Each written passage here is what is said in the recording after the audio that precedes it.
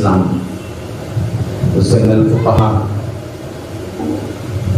شیخ الجامعہ جامعہ نظامیہ حضرت مولانا مفتی خلیل احمد صاحب قبلہ دامت برکاتہم کی خدمت میں بسط خلوص احترام التماس کرتا ہوں کہ اپنے زرین خطاب سے سامعین کو محسوس فرمائے اور اپنے نصیحتوں سے مالا مال فرمائے۔ میں حضرت ناظم اعلیٰ قبلہ دامت برکاتہم سے گزارش کرتا ہوں کہ آپ ہمارے جامعہ کے اساتذہ حافظ و قاری مولانا مفتی عبدالرحیم صاحب کی بالپوشی فرمائیں۔ సైడ్గా పెట్టండి, మీరు డైరెక్ట్ పెడతాను, సైడ్గా అయితే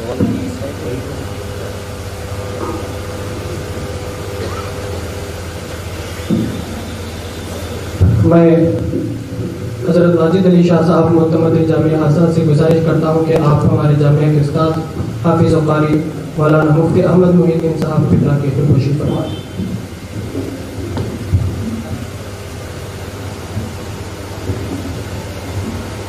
صلو علی نبی اللہم صلی علی وسلم۔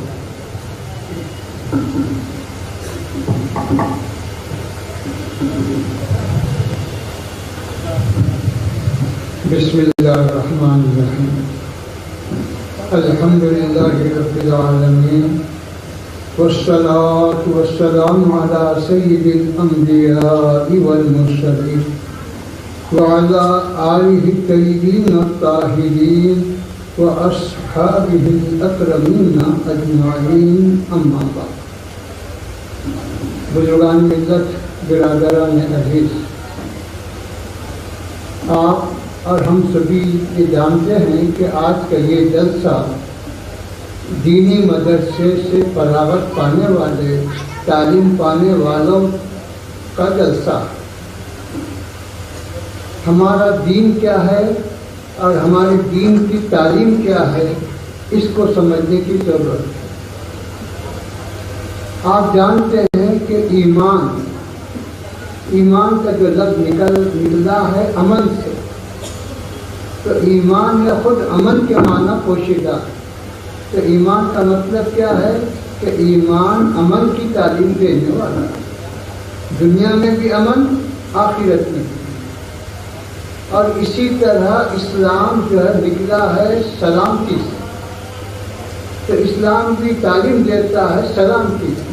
تو ایمان و اسلام کا مطلب یہ ہے کہ ایسا مذہب جو لوگوں کو امن و عافیت کی تعلیم دے، امن و سلامتی کی تعلیم دے، اس کا نام ایمان و اسلام، یہ ہے اسلام۔ تو اسی وجہ سے جو ہے ہمارا جو نصاب ہے، دینی تعلیم کا جو نصاب ہے، وہ ساری دنیا میں یکساں ہے۔ ایسا نہیں ہے کہ یہاں ایک کتاب پڑھائی جا رہی، وہاں ایک کتاب پڑھائی جا رہی، یہاں ویسا ہو رہا، وہاں ویسا ہو رہا، ایسا نہیں ہے۔ وہ نصاب کیا ہے؟ قرآن اور حدیث۔ دینی مدرسوں کا جو نصاب ہے وہ قرآن اور حدیث ہے۔ یہ قرآن اور حدیث ساری دنیا میں ایک ہی پڑھائی ہے۔ کسی علاقے کا قرآن الگ نہیں ہے، کسی جماعت کا قرآن الگ نہیں ہے، کسی مدرسے کا قرآن الگ نہیں ہے۔ ساری دنیا کے مسلمانوں کا قرآن ایک ہی پڑھا، سارے دینی مدرسوں میں پڑھا جانے والا قرآن ایک ہی قرآن، اس میں کوئی فرق نہیں۔ اسی طرح دنیا کے جتنے مدرسوں میں حدیث پڑھائی جاتی ہے، سارے دنیا کے مدرسوں میں وہی حدیث ہے جو یہاں پڑھائی جاتی ہے، وہی حدیث ہے جو وہاں پڑھائی جاتی ہے۔ بخاری شریف، مسلم شریف، فلاں جتنے بھی کتب احادیث ہیں، ساری دنیا میں ایک ہی ہے۔ وہاں کی بخاری الگ، یہاں کی بخاری الگ ہے، وہاں کی مسلم الگ، یہاں کی مسلم الگ، ایسا نہیں۔ تو یہ نصاب ساری دنیا پہ روشن ہے، ساری دنیا کو معلوم ہے، اور یہ نصاب آج سے نہیں پڑھا جا رہا۔ چلو آج شروع ہوا، سال 2 سال ہوئے، 100 سال ہوئے، 200 سال ہوئے، ایسا نہیں ہے۔ یہ نصاب پڑھنا شروع کر کے 1400 سال، 1400 سال سے یہ امت دنیا کے کسی بھی خطے میں ہو، کسی بھی علاقے میں ہو، کسی بھی جگہ ہو، یہ یہی نصاب پڑھا۔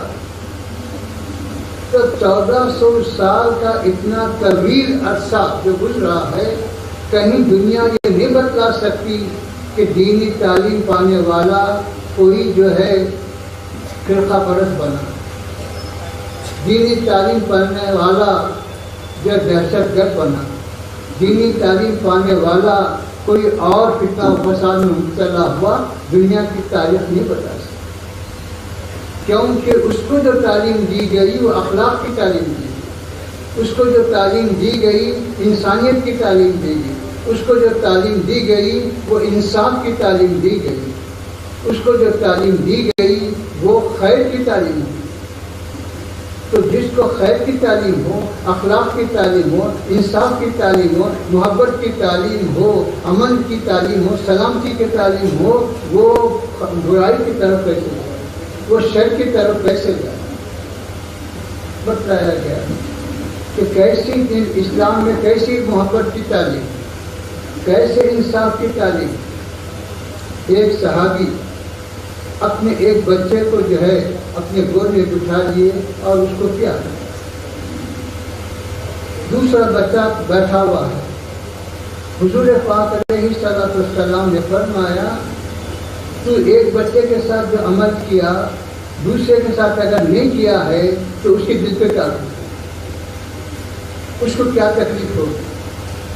تجھے چاہیے کہ دونوں بچوں کے ساتھ انصاف، اس کے ساتھ جیسی محبت کا اظہار کیا، اس کے ساتھ جیسا اپنے اخلاق کا، اپنے تعلق کا، اپنی محبت کا اظہار کیا، دوسرے کے ساتھ کر، تاکہ کسی کی دل شکنی نہ ہو۔ اولاد تو اسی کی، اس کو محبت ہے، لیکن بتایا دل میں محبت کا ہونا الگ ہے، اخلاق کا ہونا الگ ہے، لیکن ظاہری طور پر کسی کی دل شکنی بھی نہیں، کسی کو کوئی تکلیف بھی نہیں ہے۔ یہ انصاف کی تعلیم، یہ اخلاق کی تعلیم۔ پھر اسی طرح میرے دل اور دوست، اسلام جو تعلیم دیتا ہے کیسے اخلاق کی تعلیم دیتا ہے، کیسی محبت کی تعلیم دیتا ہے۔ حضور پاک علیہ السلام اپنے گھر میں تشریف فرما، ایک شخص آ کے دستک دیا، اس وقت حضور پاک علیہ السلام حضرت عائشہ صدیقہ رضی اللہ عنہ کے گھر میں تھے۔ آپ یہ بولتے ہوئے نکلے کہ جو آیا ہے وہ اپنے قوم کا، اپنے قبیلے کا بدترین آدمی، برا آدمی، لیکن جب وہ آیا تو آپ اس کے ساتھ اخلاق سے بات کرنا، اس کے ساتھ محبت کا اظہار کرنا، اس کے ساتھ جو ہے بالکل اجنبیت کی طرح نہیں، بلکہ خلوص کے ساتھ، محبت کے ساتھ جیسا اظہار ہوتا ویسا۔ وہ شخص چلے جانے کے بعد حضرت عائشہ رضی اللہ تعالیٰ عنہ کہتی ہیں کہ حضور آپ تو اس کے بارے میں فرمائے کہ وہ برا آدمی ہے، لیکن آپ اس کے ساتھ ایسا اخلاق کا معاملہ، ایسی محبت کا معاملہ جو ظاہر کرنا اس کی وجہ سے، تو آپ نے فرمایا دیکھو وہ برا ہے اس کی جگہ، اس کی برائی اس کے ساتھ ہے، لیکن اس کی وجہ سے میں اپنے اخلاق کو نہیں چھوڑ سکتا، میں اپنے اخلاق کو تو الگ نہیں کر سکتا، تو میں اپنے اخلاق کا مظاہرہ کروں گا، میں اپنے انصاف کا مظاہرہ کروں گا، میں اپنی محبت کا اظہار کروں گا۔ وہ اگر نہیں کرتا ہے تو اس کا یہ ہے اخلاق، یہ محبت ہے، اسلام کی تعلیم ہے۔ اسی طرح میرے بزرگوں اور دوستوں، اسلام کی تعلیمات کو اگر آپ دیکھیں گے، اسلام کے احکام کو اگر آپ دیکھیں گے تو آپ کو تعجب ہوگا کیسا اسلام۔ حضرت ابوبکر صدیق رضی اللہ تعالیٰ عنہ کو جب خلیفہ بنایا گیا تو دوسرے دن اپنے کندھے پر کپڑوں کا گٹھا لے کر نکلے بیچنے کے۔ حضرت عمر رضی اللہ تعالیٰ عنہ راستے میں ملے اور کہنے لگے کہ اے خلیفہ، اگر آپ یہ کاروبار کریں گے، یہ کپڑے بیچنے میں مصروف رہیں گے تو پھر یہ قوم کے کام کو کون دیکھے گا؟ آپ نے فرمایا اگر میں یہ کام نہ کروں تو پھر میرے بیوی بچوں کو کون دیکھے گا؟ ان کے روزی کا مسئلہ کون حل کرے گا؟ تب یہاں دو مسئلے ہیں، ایک تو کاروبار بھی کرنا ہے، اپنی بیوی بچوں کا حق ادا کرنا، دوسرے قوم کے معاملے میں کیا؟ تو حضرت عمر رضی اللہ تعالیٰ عنہ کیا کہتے ہیں؟ یہ کہتے ہیں کہ اے امیر المومنین، اے خلیفہ، آپ چلو کس کے پاس؟ حضرت ابو عبیدہ بن جراح رضی اللہ عنہ کے پاس، کیونکہ ان کو حضور پاک علیہ السلام نے امین و حاضر الامہ فرمایا، اس امت کے امین ہیں فرمایا، ان کے پاس جا کے مسئلہ حل کریں۔ حضرت ابوبکر صدیق یہ نہیں بولتے کہ میں خلیفہ ہوں، ان کے پاس کیوں جاؤں؟ ساری حکومت میرے پاس ہے، فوج میرے پاس ہے، پولیس میرے پاس ہے، خزانے میرے پاس ہیں، سب کچھ میرے پاس ہے، میں ایک عام آدمی کے پاس کیوں؟ ان کو میرے پاس بلاؤ، نہیں فرمایا چلو ہاں میں گئے۔ جانے کے بعد مسئلہ رکھے کہ دیکھیے، ایک طرف قوم کا مسئلہ ہے اور ایک طرف گھر کا مسئلہ ہے۔ اگر گھر کے کام میں مصروف ہو جائے تو پھر قوم کا کیا ہو؟ اگر قوم کے کام میں مصروف ہو جائے تو پھر گھر کا کیا؟ یہ دونوں مسئلے ہیں، اس کو حل کرنا۔ حضرت ابو عبیدہ بن جراح کیا کہتے ہیں؟ یہ کہتے ہیں کہ اے ابو بکر سنیے، بیت المال سے یعنی شاہی سرکاری خزانے سے آپ کو تنخواہ بولو یا وظیفہ بولو، آپ کو وظیفہ دیا جائے گا، ٹھیک، لیکن یہ بھی یاد رکھیے کتنا دیا جائے گا؟ ایک عام آدمی کو جتنا دیا جاتا ہے اتنا ہی آپ کو دیا جائے گا۔ آپ خلیفہ ہیں، آپ کے لیے عالیشان بلڈنگ نہیں بنائی جائے گی۔ آپ خلیفہ ہیں، حاکم ہیں، آپ کے لیے کوئی محل تیار نہیں ہوگا۔ آپ خلیفہ ہیں، آپ کے لیے گھر کے کام کاج کے لیے نوکر چاکر نہیں دیے جائیں گے، کچھ نہیں دیا۔ اپنے گھر کا کام آپ کرنا، آپ کے گھر والے اپنا کام کرنا، صرف آپ کو وظیفہ دیا جائے گا، اتنا ہی دیا جائے گا جتنا دوسروں کو دیا جاتا ہے۔ اس پہ راضی ہیں تو پھر آپ بات ہے ہاں ٹھیک ہے راضی۔ دوسری شرط کیا ہے؟ دوسری شرط یہ لگاتے ہیں آپ کو جو وظیفہ دیا جا رہا ہے اگر وہ خرچ ہو جائے اور آپ کے لیے اور پیسوں کی ضرورت پیش آئے تو آپ کو مزید پیسے نہیں دیے جائیں، جتنا وظیفہ دیا جائے اتنے ہی اپنا خرچ کرنا، اس سے زیادہ خرچ ہوا تو ہم ذمہ دار نہیں، حکومت ذمہ دار نہیں، آپ اپنا کریں۔ کیا یہ شرط منظور ہے؟ ہاں یہ بھی ہے۔ تیسری شرط کیا ہے؟ تیسری شرط یہ ہے کہ آپ کو جو وظیفہ دیا جا رہا ہے اگر اس وظیفے میں سے کچھ پیسے بچ گئے تو وہ پیسے آپ کے نہیں ہیں، حکومت کے ہیں، اس پیسے کو واپس کریں۔ ہے کوئی مثال ایسی دنیا میں؟ ہے کوئی نمونہ ایسا کوئی پیش کر سکے کہ جس کے پاس خزانے ہوں، جس کے ہاتھ میں حکومت ہو، جس کے پاس سب کچھ ہو، لیکن وہ ایک عام آدمی کی طرح لینے میں مجبور ہو اور اس کو راضی نہیں؟ یہ ہے حکومت، اس کو کہتے ہیں انصاف، اس کا نام ہے، غریبوں کی ہمدردی اس کا نام ہے۔ یہ نہیں ہے کہ حکومت کا مطلب یہ نہیں ہے کہ غریبوں کو لوٹ کرو، حکومت کا مطلب یہ نہیں ہے کہ ظلم کرو، حکومت کا مطلب یہ نہیں ہے کہ جو چاہے اپنے عیش و آرام کے لیے خرچ کرو، پبلک کا پیسہ اور عیش ہمارا، یہ اسلام کی تعلیم ہے۔ میرے بزرگوں اور دوستوں، اسلام کی تعلیم کیا ہے؟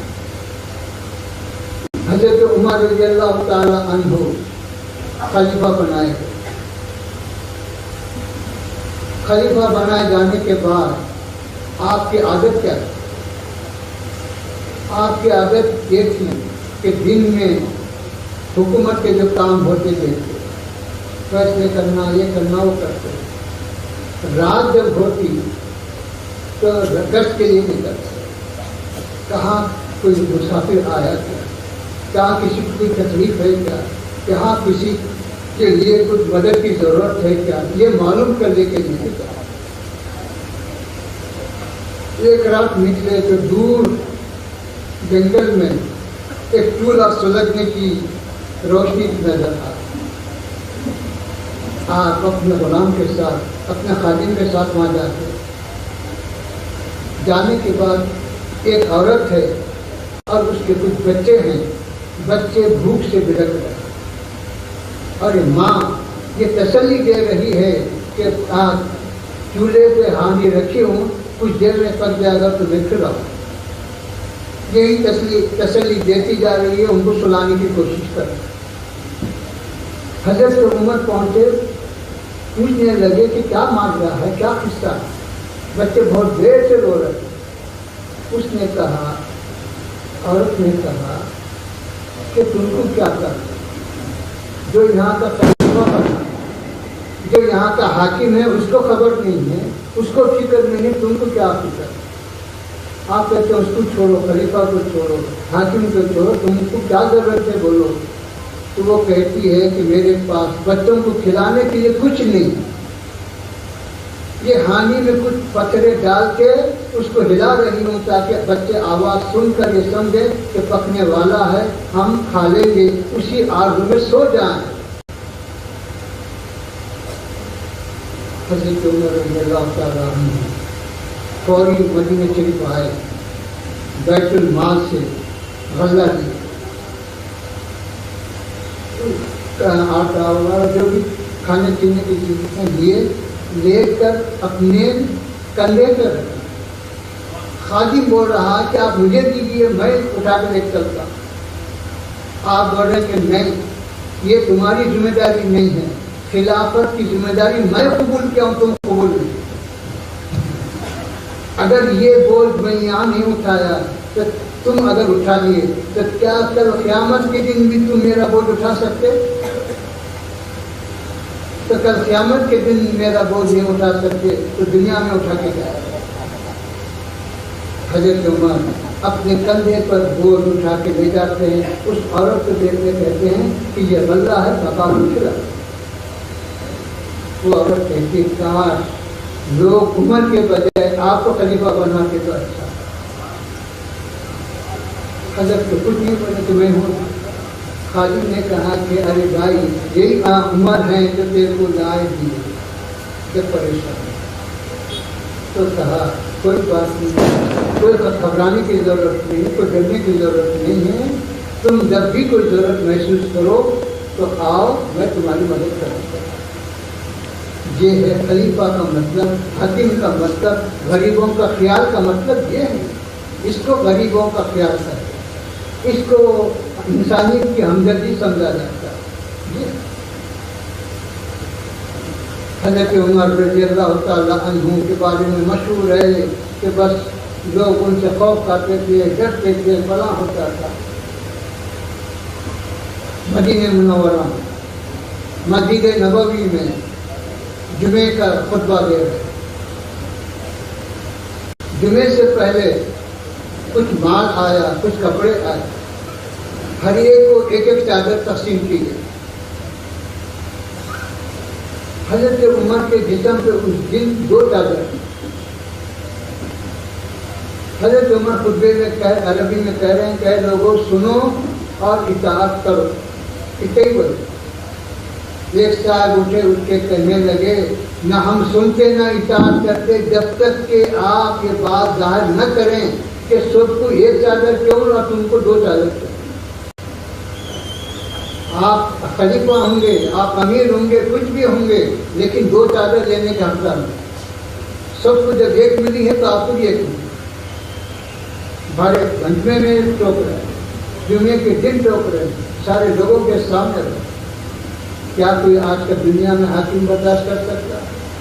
کیا کوئی اس کو قبول کر سکتا ہے کہ ایسا اگر کسی کی بے عزتی ہو تو کیا وہ گوارا کر سکتا ہے؟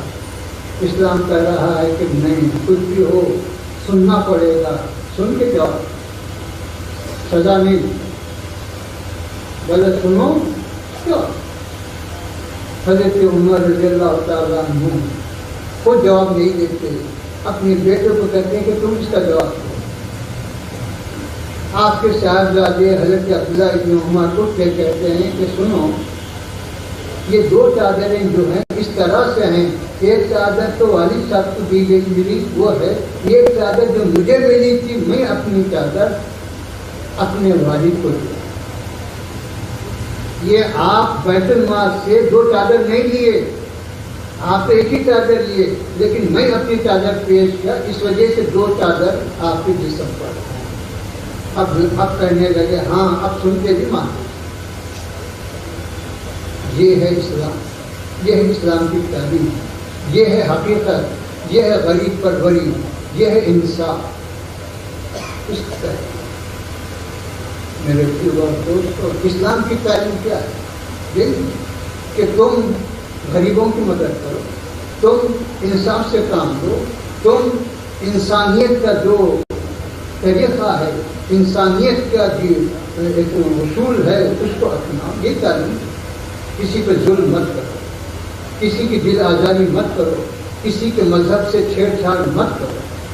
قرآن کیا کہتا ہے کہ بھائی اسلام کی تعلیم تو یہی ہے کہ اللہ ایک، توحید کی تعلیم دیتا ہے اور توحید بنیاد ہے اسلام۔ لیکن دوسری جگہ کیا حکم دیتا ہے؟ اگر کسی کا مذہب کس کے برخلاف، کوئی 2 خدا کو مانتا، کوئی 3 خدا کو، کوئی 10 کو، کچھ بھی مانتا ہوگا، لیکن تم کو یہ جائز نہیں ہے کہ ان کے خداؤں کو گالی دو، ان کو برا۔ تم اپنی جگہ یہ خدا مانتے ہیں، چلیے مان، لیکن دوسرے کے جو عقیدہ ہے 2 3 کا جو بھی ہے اس کا ہے۔ اگر اس کا وہ خدا ہے، وہ 10 کو مانتا ہے، تو تم اس کو گالی مت دو، ان کے خداؤں کو برا مت، گالی مت۔ یہ اسلام کی تعلیم، یہ اسلام کا اصول ہے۔ یہ جو ہے دینی مدرسوں میں یہی پڑھایا جاتا ہے، قرآن میں یہی ہے، حدیث میں یہی ہے۔ تو جھٹی چھپی کتابیں نہیں ہیں صاحب، قرآن میں لکھا ایک ہے، تعلیم ایک ہے، ایسا حدیث میں ایک لکھا، تعلیم ایک ہے، ایسا نہیں ہے۔ وہی قرآن ہے، وہی حدیث ہے، وہی تعلیم ہے، وہی سب کچھ۔ یہ ہے میرے بزرگوں اور دوستوں،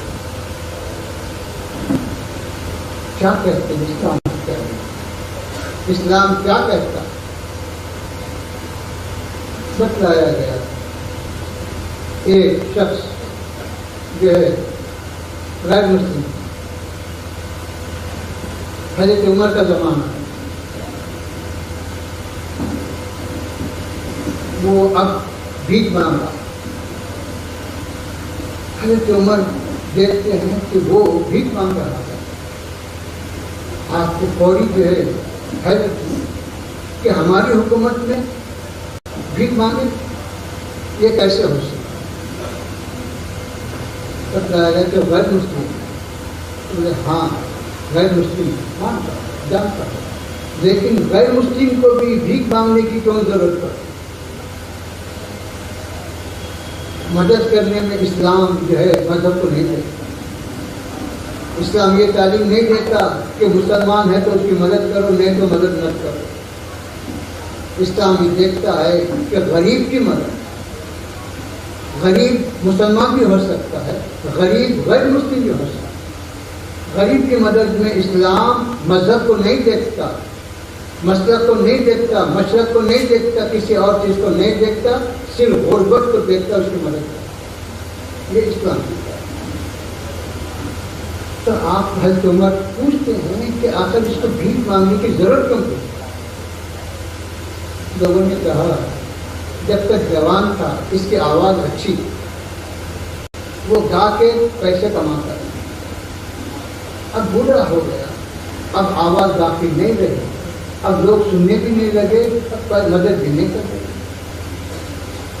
تو آپ نے فرمایا کہ جب وہ جوان تھا تو اپنی بھی مدد کرتا تھا، گھر کی بھی مدد کرتا تھا، ہماری حکومت کی بھی مدد کرتا تھا، جیسے ٹیکس دینا ہے جیسے دوسرے دینے بھی دیتا تھا۔ جب ہم اس کے اچھے پن میں، اس کی صحت میں اس سے ٹیکس لیے اور اس سے جو بھی لینا تھا لیے، اب انہیں جب غریب ہو گیا، ضعیف ہو گیا، تو اس کی مدد نہ کریں، یہ اخلاق کے خلاف، یہ انصاف کے خلاف۔ تو آپ نے فرمایا کہ اس کو وظیفہ کرو، اس کی مدد کرو، حکومت کا پتہ۔ یہ اصول، یہ انصاف۔ وہ نہیں دیکھے کہ اگر تو کمایا تو کیا ہے، تو غیر مسلم ہم کیوں مدد کریں؟ نہیں کریں۔ یہ انصاف۔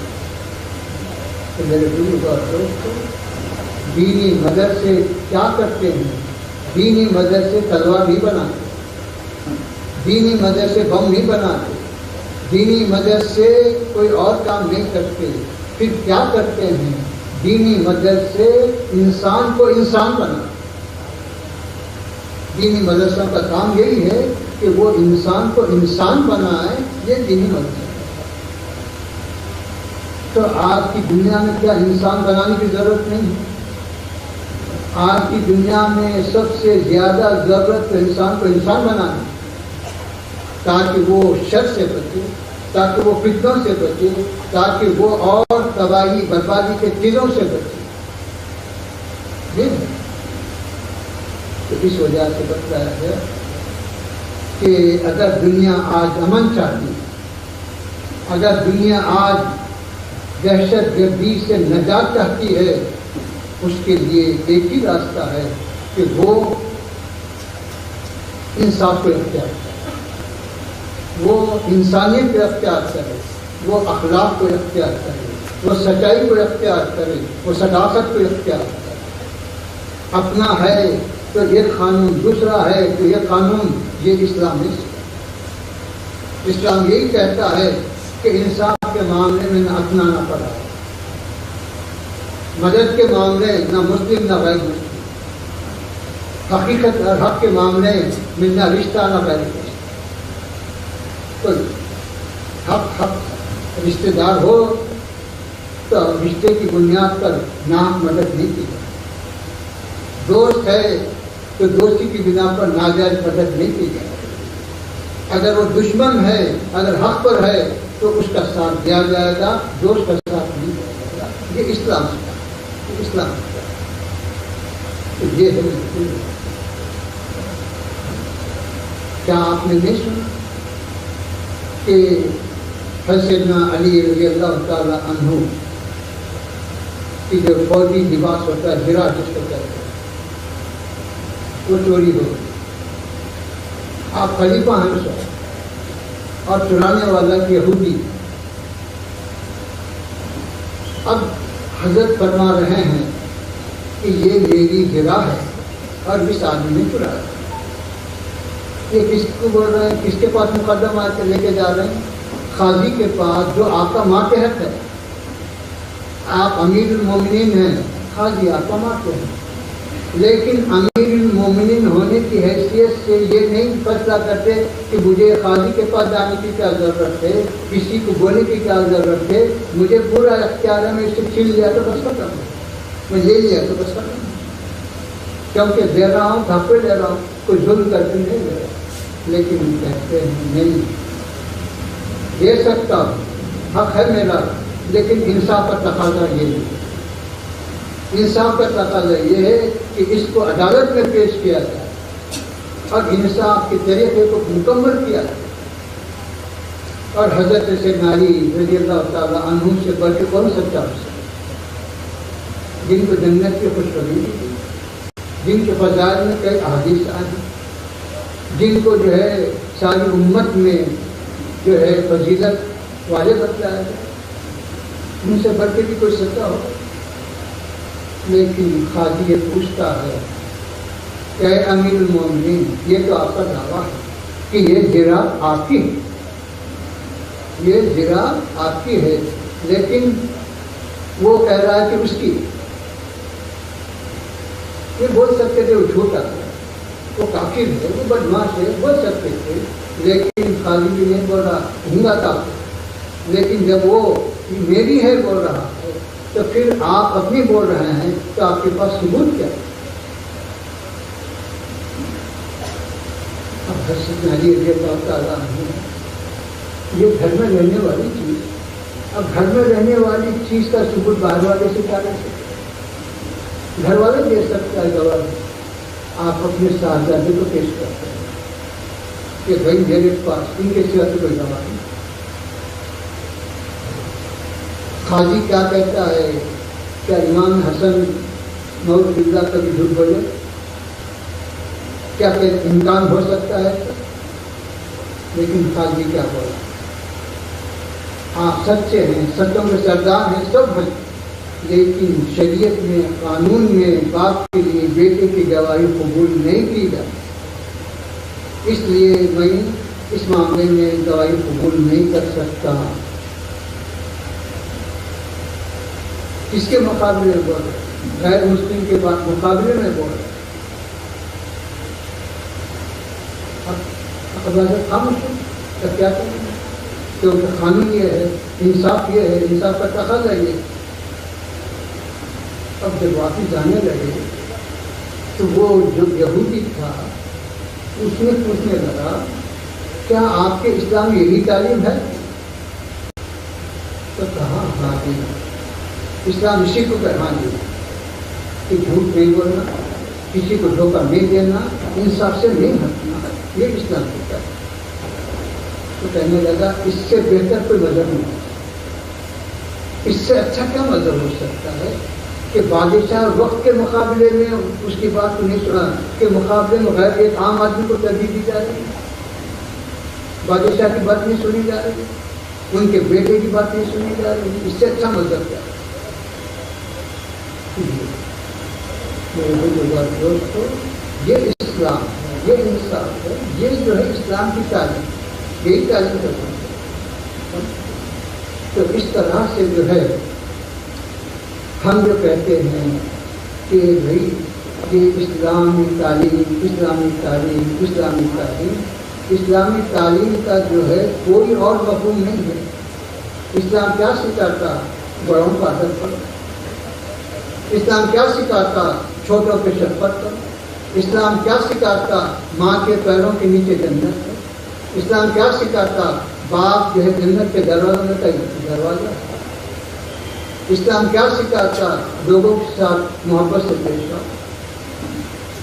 یہ تو اسلام سکھاتا، اور کچھ نہیں سکھاتا۔ یہ ہے اسلام، یہ ہے خوب اسلام۔ تو یہ ہمارے محترم مولانا یعقوب علی شاہ صاحب اس علاقے میں آج سے تقریباً 50 سال پہلے جو مدرسہ قائم کیا، اس کے نتائج آپ دیکھ رہے ہیں کہ بچے حفظ قرآن سے فارغ ہوتے ہیں، بچے تجوید سیکھ رہے ہیں، مسائل سیکھ رہے ہیں۔ کیا مسائل سیکھ رہے ہیں؟ وضو کیسا ہے؟ اگر یہ مسئلہ کوئی سیکھتا ہے تو کسی کو کیا تکلیف ہو سکتی ہے؟ کیا کس کا کیا نقصان ہو سکتا ہے؟ نماز کا مسئلہ سیکھ رہا، زکوٰۃ کا مسئلہ سیکھ رہا ہے اور خیر خیرات کا مسئلہ سیکھ رہا ہے، تو اس سے کسی کو کیا تکلیف ہو سکتا ہے؟ دین میں تو نہیں بتلایا کہ خیرات سے مسلمان کو جو غیر مسلم کو ملتی، یہ تو نہیں بتلایا۔ سب کچھ جو غریب ہے، جو محتاج ہے، بلکہ اسلام تو یہ کہتا ہے کہ حدیث شریف میں آتا ہے کہ جبریل میرے پاس جب بھی آئے ہیں پڑوس کے بارے میں تاکید کرتے ہیں، ذکر کرتے ہیں، یہاں تک کہ مجھے یہ اندیشہ ہونے لگا کہیں پڑوسی کا وراثت میں حق نہ ہو جائے۔ تو پڑوس کس کو کہتے ہیں؟ کہ ہم ہمارے گھر کے بازو، اسی کو پڑوس۔ لیکن یہ نہیں کہا گیا کہ اگر وہ مسلمان ہے تو اس کا پڑوسی کا حق ادا کرے۔ یہ کہا گیا پڑوسی مسلم بھی ہو سکتا ہے، مسلم کوئی بھی ہو، اس کا حق ادا، اس کے ساتھ محبت سے رہنا، اس کو کوئی تکلیف نہیں دینا، اور جو اگر اس کی کچھ مدد ہو سکتی ہے تو اس کی مدد۔ حدیث شریف میں آتا ہے وہ مسلمان کامل نہیں ہے جو خود پیٹ بھر کے کھائے اور اس کا پڑوسی بھوکا سو جائے، وہ کامل مسلمان ہے۔ یہ کس کے لیے ہے؟ کیسی مسلمان کے لیے ہے؟ کیسی مسلمانوں کی حد تک ہے؟ پڑوس کا کرے، پڑوس میں غیر مسلم بھی ہو سکتا ہے، اگر غیر مسلم بھی بھوکا سو گیا تو اس کے بارے میں ہم سے سوال ہوگا کہ تم تو پیٹ بھر کھایا لیکن پڑوس کو نہیں گیا۔ چنانچہ ایک صحابی کا واقعہ بیان کیا جاتا ہے کہ وہ اپنی بیوی کو گھر خرچ کے لیے جو پیسے دیتے تھے اس میں سے کچھ بچا کے ایک دن وہ میٹھا بنا۔ آپ نے پوچھا کہ بھائی میں زیادہ پیسے تو نہیں دیا، یہ کہاں سے بنائے؟ تو وہ کچھ بچاتی گئی، اس سے بنا۔ ٹھیک کھائیے. تو بولے ابھی نہیں کھاتا میں, پہلے یہ جواب دو, کیا یہ میٹھا پڑوس کو بھیجا گیا, پڑوسی کو دیا گیا؟ تو بیوی کہتی ہیں کہ وہ پڑوسی ہمارا غیر مسلم ہے. تو آپ فرماتے ہیں کیا حضور پاک علیہ الصلوۃ والسلام کے ارشاد میں کہ غیر مسلم کو نہیں دینے کا ذکر ہے یا پڑوس کو دینے کا حکم؟ پڑوس کو دینے, جب پڑوس کو دینے کا حکم ہے اور یہ خیر نہیں لگائے گی کہ مسلمان ہو کر دو, تو تم کیوں خیر لگا رہے؟ تم کو کیا حق ہے؟ جب تک کہ وہ پڑوس کو نہیں بھیجا جائے گا میں نہیں کھاؤں. یہ اخلاق اسلام ہے, یہ تعلیم اسلام ہے. یہ تو میرے دوستو, دینی مدارس یہ رحمت کا ذریعہ ہے. دینی مدارس یہ جو ہے محبت کا پیغام دینے والے ہیں. دینی مدارس ہدایت کا پیغام دینے والے ہیں, الفت کا پیغام دینے والے ہیں, امن و سلامتی کا پیغام دینے والے ہیں. اس لیے اس کی مدد کرنا, اس کو آگے بڑھانا, اس کو ترقی دینا, یہ ملک کے مفاد میں, یہ قوم کے مفاد میں, یہ انسانیت کے مفاد میں, یہ کوئی اور نہیں. یہ اب رہا یہ کہ دوسری تعلیم, جس کو ڈاکٹر بننا ہے وہ میڈیکل کالج جائے گا, جس کو انجینئر بننا ہے وہ انجینئرنگ کالج کو جائے گا, جس کو وکیل بننا ہے وہ لا کالج کو جائے گا, جس کو جو بننا وہاں جائے گا. کوئی ہم نہیں روک رہے کہ تو ڈاکٹر مت بن, تو انجینئر مت بن, تو وکیل مت بن, ہم نہیں روک رہے. جس کو جو ہے یہ سیکھنا وہ یہاں ہے. ہر ایک کی اپنی مرضی, ہر ایک کا اپنا پسند. جس کو حافظ بننا وہ آئے گا, جس کو عالم بننا وہ آئے گا, جس کو اور بننا ہو جائے گا. یہ اور میرے دوستوں, یہ بات اچھی طرح سے آپ سمجھ لیجیے کہ اس طرح کے واقعات, اس طرح کے فتنے, اس طرح کے جو ہے کیا کہنا چاہیے اسلام دشمنی کی باتیں, اسلام دشمنی کی حرکتیں پہلے کی ہوتے ہوئے آج نہیں ہوتی رہیں گی. لیکن ہم کو دلگیر ہونا نہیں, ہم کو مایوس ہونا نہیں, اور ہم کو جو ہے اپنے دین کے بارے میں شک و شبہ میں پڑھنا نہیں. ہم اپنے دین پہ مضبوطی سے قائم رہیں, اور جو بھی چیز آ رہی ہے صبر سے, ہمت سے اس کا مقابلہ کریں. قانون کے دائرے, قانون کی روشنی میں, اس اسلام کی روشنی میں, انصاف کی روشنی میں. یہی اسلام کی تعلیم ہے. میں مبارکباد دیتا ہوں ہمارے محترم مولانا یعقوب علی شاہ صاحب کو کہ ان کی انتھک محنت کوشش کی وجہ سے ایک سلسلہ تعلیم کا چل رہا ہے, اور بچے حافظ بنتے جا رہے ہیں, تعلیم پاتے جا رہے ہیں, اور یہاں تک کہ یہاں کے فارغین مختلف علاقوں میں اپنے علمی خدمات انجام دے رہے ہیں. خود ہماری جامعہ میں بھی یہاں کے فارغین کام کر رہے ہیں اور اچھا خدمات انجام دے رہے ہیں. میں مبارکباد دیتا ہوں اور دعا کرتا ہوں کہ اللہ آپ کو صحت عافیت دے, اور یہ سارے تعلیم پانے والے, ان کا تعاون کرنے والے, ان کا خیال کرنے والے, ان کی مدد کرنے والے, ان سب کو اللہ کے فضل و کرم میں شامل فرمائے. ان کی دین و دنیا کے مسائل و مشکلات کو دور فرمائے, اور ان کے لیے دین و دنیا میں راحت کے سامان عطا فرمائے. صلی اللہ تعالی علی خیر خلقہ و نور عرشہ و علی آلہ الطیبین و اصحابہ الاکرمین اجمعین برحمتہ. جزاک اللہ و احسن الجزا. یقیناً حضرت فقیر اسلام نے حالات حاضرہ کے پیش نظر مسلمانوں کے یہ